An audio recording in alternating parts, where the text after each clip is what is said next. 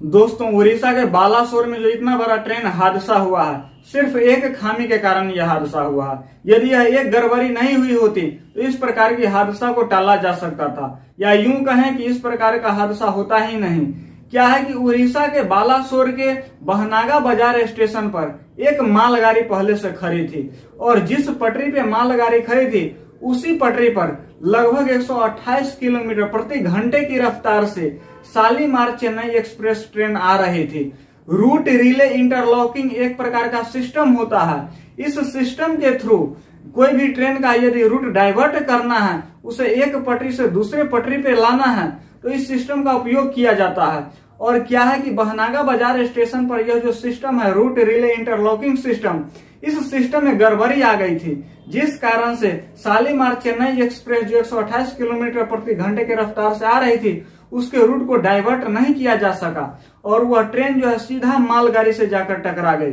मालगाड़ी से टकराते ही इसका जो इंजन का अगला डब्बा था वह मालगाड़ी के ऊपर जाकर के गिर गई, और इसके कुछ डब्बे पटरी पे पलट गए। यह टक्कर इतनी जोरदार हुई थी कि मानो बम फटा हो। अगल बगल के लोग जो है कांप गए, पास पड़ोस के गांव जो है भागे दौड़े चले आए, और लोगों में एकदम चीख पुकार मच चुकी थी। और इसी बीच जो है फिर एक दूसरी ट्रेन सामने की ओर से तेज रफ्तार में आई।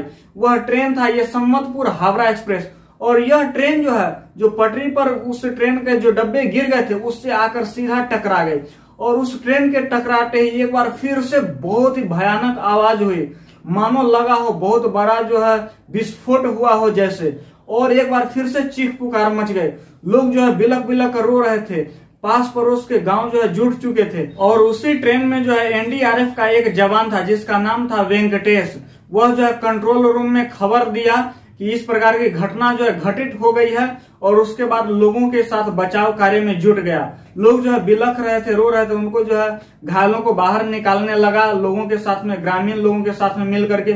इसी बीच जो है सुरक्षा कर्मी वहां पे पहुंच गए, मेडिकल टीम वहां पर पहुंच गई, और राहत कार्य बचाव कार्य में जो है सभी लोग जुट गए। दोस्तों, बालासोर में जो इतना बड़ा ट्रेन हादसा हुआ है, यह हादसा रूट रिले इंटरलॉकिंग सिस्टम में गड़बड़ी के कारण हुआ है। लेकिन मैं आपको एक और भी बात बता देना चाहता हूँ। इस देश के जो रेल मंत्री जी हैं, अश्विनी वैष्णव, 4 मार्च 2022 को उन्होंने एक टेक्नोलॉजी लोगों के सामने पेश किया था।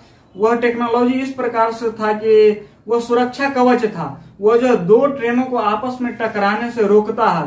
क्या है कि जैसे ही यह सिस्टम को अप्लाई किया जाता है तो वह जो है सिग्नल, एक तरह का सेंसर लगा होता है, वह सेंसर के थ्रू जो है ट्रेन को सिग्नल मिल जाती है कि सामने के पटरी पर जो एक दूसरी ट्रेन आ रही है, और इस कारण से जो है ऑटोमेटिक ट्रेन में इमरजेंसी ब्रेक लग जाती है और हादसा होने से टल जाता है। लेकिन जहां पर यह हादसा हुई है इस बार, वहां पर जो है सुरक्षा कवच नहीं लगी हुई थी।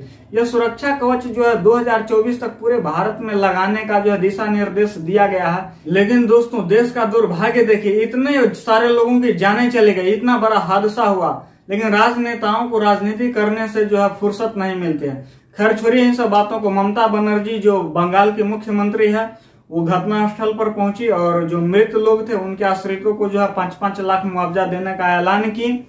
और रेल मंत्री की तरफ से भी जो है कहा गया, रेलवे की तरफ से भी जो है कहा गया कि मृत लोगों के आश्रितों को 10-10 लाख रुपया का मुआवजा दिया जाएगा। और पीएम ऑफिस से भी ऐलान किया गया कि मृत लोगों के आश्रितों को जो है 2-2 लाख का मुआवजा दिया जाएगा।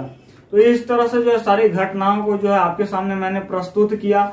आपको जो यह जानकारी पसंद आया हो तो इस वीडियो को लाइक कीजिए और इस चैनल को सब्सक्राइब कर लीजिए। मिलते हैं आपसे अगले वीडियो में, तब तक के लिए जय हिंद, जय भारत।